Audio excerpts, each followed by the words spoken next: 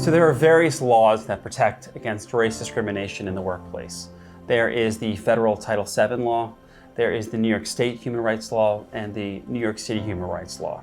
There's also another federal statute called 1981 that protects against race discrimination. This was a post-Civil War law that guarantees the rights of individuals to be free from race discrimination in various aspects of life, including in their work. One of the important concepts about race discrimination that needs to be explained is that every single person has a racial identity. It is both what they think of themselves and what the outside thinks of them. So every person, therefore, is protected in the racial identity that they have. It is not a type of protected category that is only bestowed upon certain races.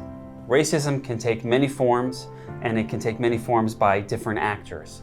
You don't have to be a person of color to be the victim of discrimination, and a person of color can engage in discrimination.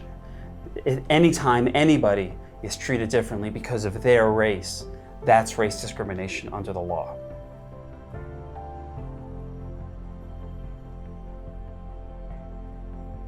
People can be treated differently in the workplace because of their race in a variety of different ways. It can be in hiring, where someone's not given an opportunity even to get in the door because of their race. It can be more insidious, where someone is denied opportunities that could lead to advancement in the workplace because of their race. So if someone is working for a promotion and is consistently passed over, and that's a person of color, and they see that Caucasian people are consistently being given opportunities that are denied to them, that can be a form of race discrimination.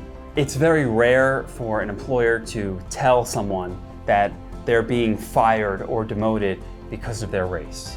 It's much more frequent that a company will come up with an excuse, some sort of explanation that sounds legitimate but is really just camouflage to mask a discriminatory motive based on race. So that's called a pretext. And part of what we do is examine the explanation given by the company to see if that's really the reason or if that's just a pretext used to cover up discrimination.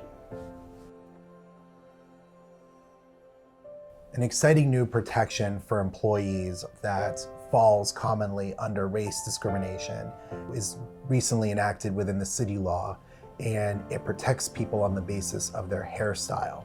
And when you think about hairstyle, you may not immediately jump to race, except that people of different racial identities have different ways of styling their hair that have been in the past critiqued or used as a basis for letting somebody go. And so the city law was smart enough to see that that was an area where discriminatory employers were getting away with certain types of unlawful employment action and outright banned it. So now it is unlawful in New York City for an employer to use a person's hairstyle as a basis for adverse employment action.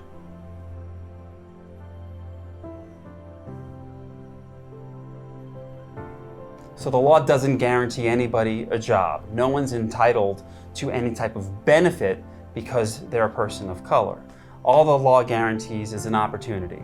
And if someone's being denied an opportunity because of their race, whether that's overt or whether it's based on implicit bias, that's discrimination under the law. And if you feel that you've been treated differently because of your race, it's important that you speak to an experienced employment attorney to find out what your rights are.